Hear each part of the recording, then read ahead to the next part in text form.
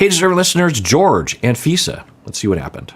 We are associated with that. Do you know how degrading that is? When people see the show, not only do they think of Danielle and Muhammad, they think Jorge and Anfisa, honestly. I hate being associated with you.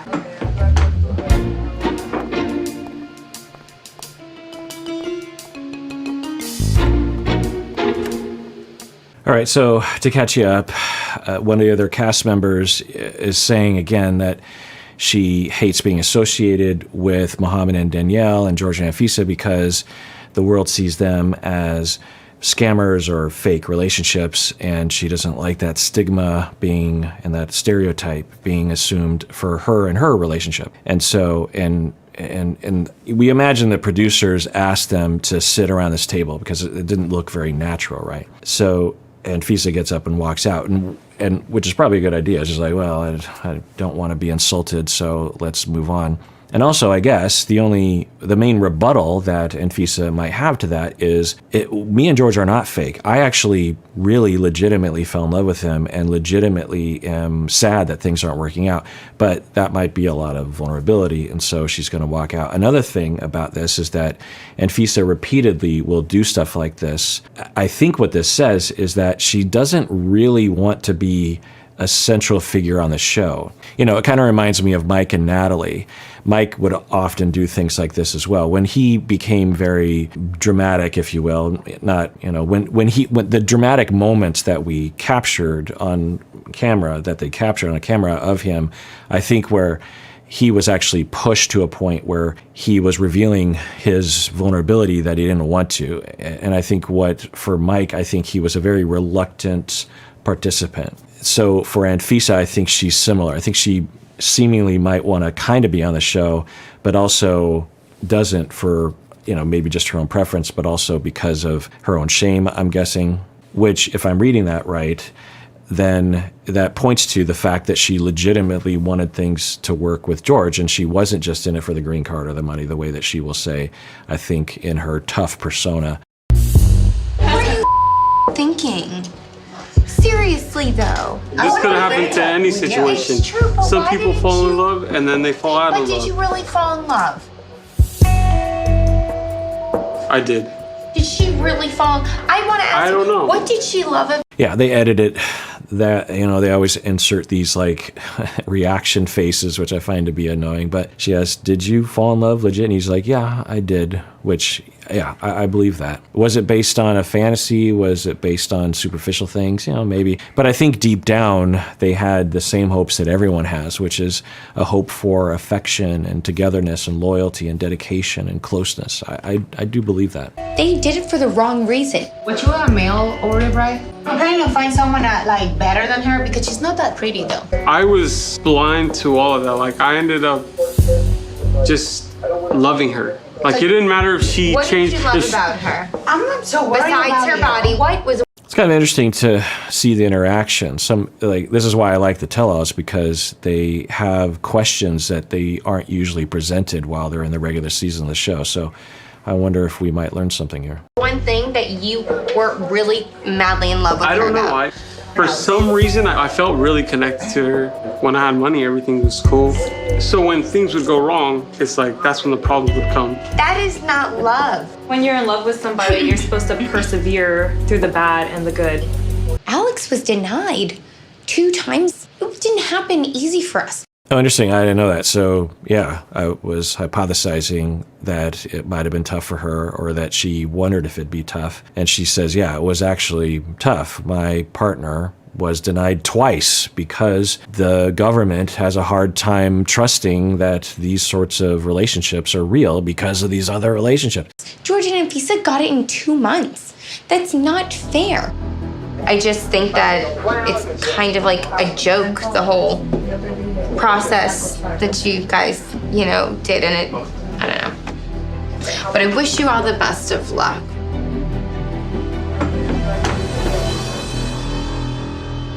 All right, well, we didn't get to learn anything. Sometimes I wonder if they edited out something. I don't know. George, why did it take you almost a year to see your family? Because of Anfisa's insecurity. Every time I would talk to my family or whatever it may be, she always started an argument or got crazy with me just because I talked to my family. She always thought I was talking bad about her when it had nothing to do with her. Because he always talks with his family behind my back. Like, I never heard him speaking with his family, and I want to know what he talks about. Because it's private. All right, interesting. We've been down this road before, but we're getting a little bit more detail. So according to her, she's like, well, he won't let me in on the conversation. He won't let me hear the conversation. Let's rewind that. Got crazy with me just because I talked to my family. She always thought I was talking bad about her when it had nothing to do with her. Because he always talks with his family behind my back. Like, I never heard him speaking with his family, and I want to know what he talks about. Because it's private. I'm your family too. Yeah, interesting. So I think for her, what's happening is, well, one, she might come from a family where they didn't have privacy. I don't know. But also, I'm guessing that when she hears George talking with his family, she either knows by experience or is concluding falsely that he is talking about her in a negative way, and when she imagines that worries her, because I think deep down she didn't, I don't know about now, but she didn't want to lose him, right? Also, it would be fair to assume that his family would support him against her, and that would also be threatening for her. And so because she's having all this anxiety and she doesn't know what to do about it, and I think these feelings are tremendous, the fear of abandonment. We often talk about that on the show for everyone. We all have a fear of abandonment and rejection, but there are some people that exhibit, more tendency for that fear. I think for her, she is really at one end of the spectrum, maybe, top 10% individuals that we might have seen on the show, or even in my own practice. There's a degree of how severe that is. And so I think for her, it's such a humongous fear that it just completely eclipses anything else that she could focus on, and that lack of differentiation, just falling into that fear. And she probably does a lot of things to try to get out of that fear, right? It's sort of like if you have claustrophobia and I went through a bout of claustrophobia when I was younger. I still kind of have a minor case of it, but since I'm a therapist, I actually did exposure therapy on myself, trauma therapy on myself, such that I no longer have claustrophobia. So if you want to overcome a fear, a phobia, talk with a specialist. There's a graduated system of exposure that allows you to habituate to every step of the way, and you will, in all likelihood, not have that fear anymore. There's a pretty high likelihood of positive outcomes with that kind of therapy. Anyway, so I did that to myself. But before that, like an example was, I was in the back seat of a car, a very small old Honda, one of the very first Honda Civics. And back then, they were, allegedly four-seaters, but the back seat basically didn't really exist. And I'm crammed in the back there. And I remember we were on this road trip, and I fell asleep. And when I woke up, we were almost home. And the guy in front of me, his seat was really kind of leaned back, and I was really crammed in there.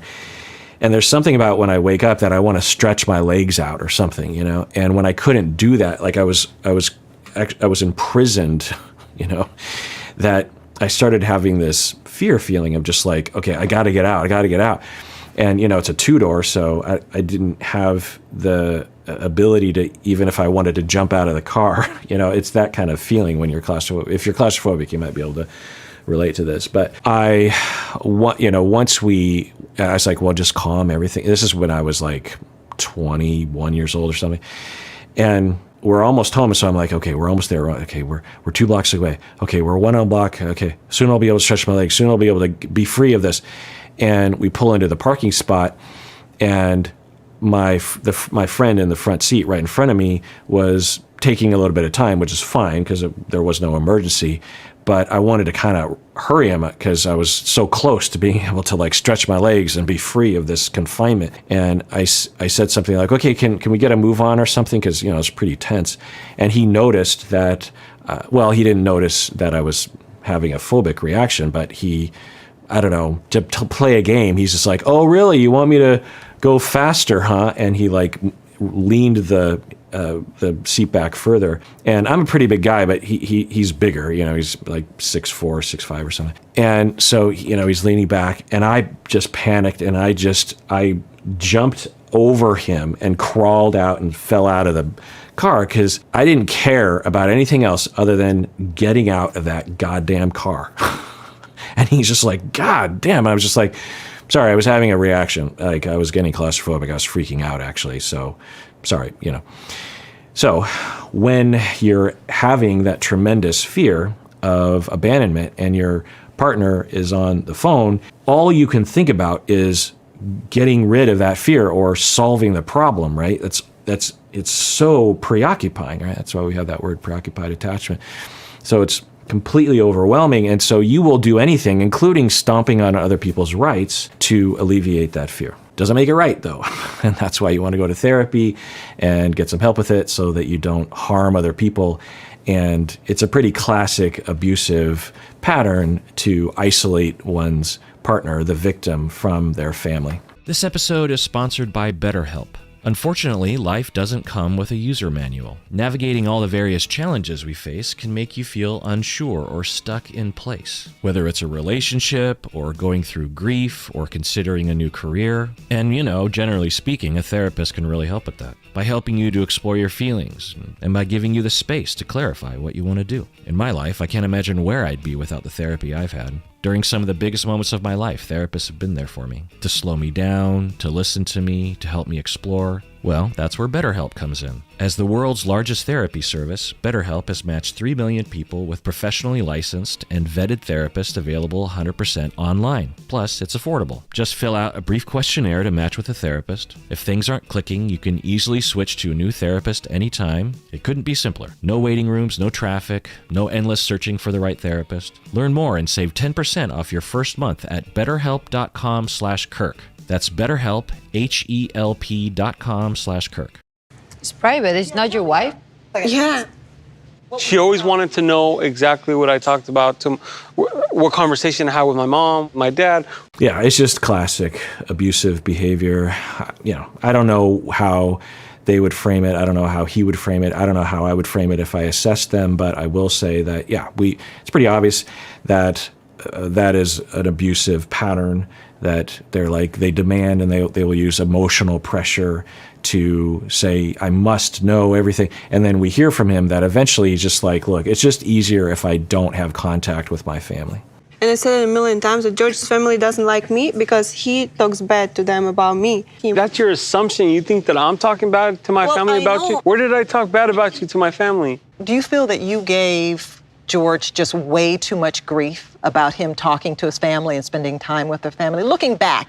No, I don't think so. You don't think so at all? Because I don't know what he was talking about. And I feel like it was something she felt. So one thing to say is George could say something to Anfisa if he cares to.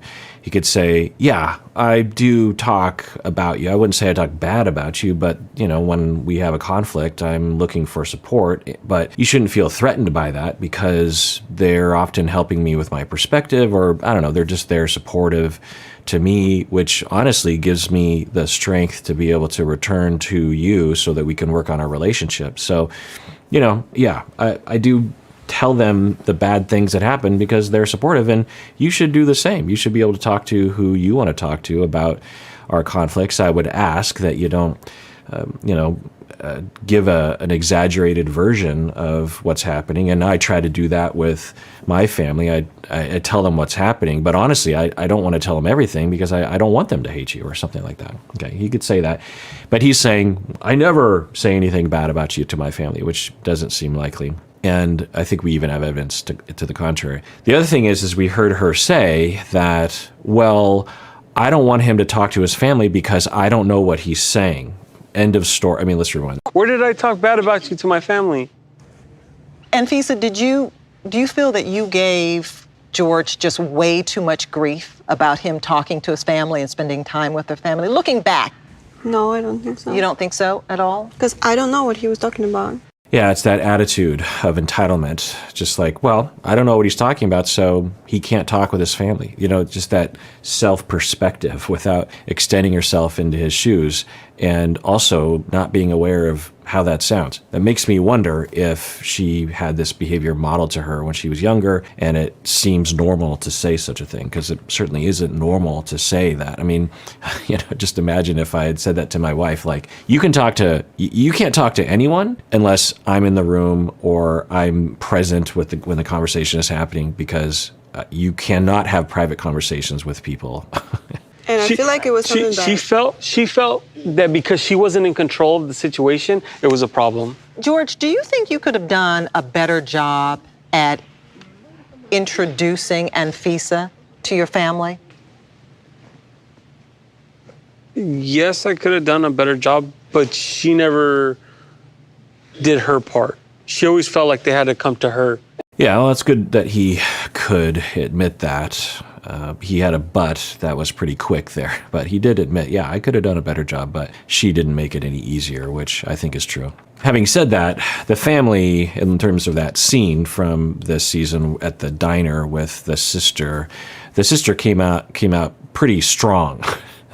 Anfisa was sitting down, not starting the fight, and really trying to avoid a fight, but the sister was determined to fight with her. So I think everyone could have done better.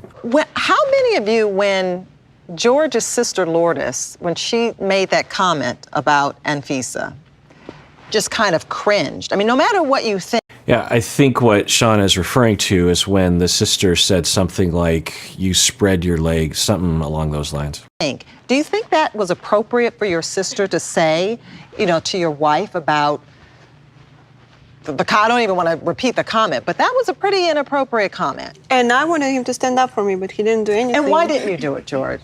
Because I'm not going to disrespect my sister. So you're going to disrespect me? And I'm not going to disrespect you. Yeah, so the classic people pleaser syndrome of I don't want to bother anyone, and I am not going to do anything. I'm going to, if I can't please people, if I can't get people to calm down, then I won't do anything.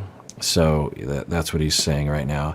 And I remember hypothesizing that his role in the family might have been something along those lines, to be the quiet one, the invisible one, the pleaser, I don't know. So he's saying that. But on the other hand, I think that he actually wanted his sister to attack her, maybe less so, but he feels inept or unable to I think he wants to convince, and commonly what will happen for the Georges of the world in a relationship like this is they want the Anfisas of the world to recognize that they have a problem and to stop doing what they're doing, because the Georges of the world believe that the Anfisas of the world, they're choosing to do these kinds of things without, and the Georges of the world don't understand, because why would they? Because it's a pretty complicated psychological idea that they don't understand that the Anfisas of the world literally see the world differently based on their emotional reactivity. And it's not a choice. It's not something that they wake up in the morning and say, just like, you know what, I'm going to be chaotic and conflictual and see everything negatively. It's an automatic reaction. It's something that they can't avoid. It's neurological. And in order for it to change, the neurology has to change through corrective experiences and long-term therapy and regulation. And so for him, I think he might have passively wanted, unconsciously, subconsciously wanted his sister to try to emphasize to Anfisa to change. So I think that might have been another reason why he didn't step in. I did say it wasn't an inappropriate thing. You didn't say anything. I did. I sent her a text. Oh. Because she made me send her a text. Yeah. I'm not going to disrespect my sister. But you don't need to disrespect your sister. You just don't talk to my wife in that way. And that's it. End of the discussion. I mean, the way he's framing is like, I'm not going to disrespect my sister. It's an interesting way of seeing it, right? It's hard to know what that means, but it's possible that he's afraid of his family. When somebody else talks bad to me, I feel like he enjoys it. You think that he allowed his sister to say what he was really thinking? Yeah.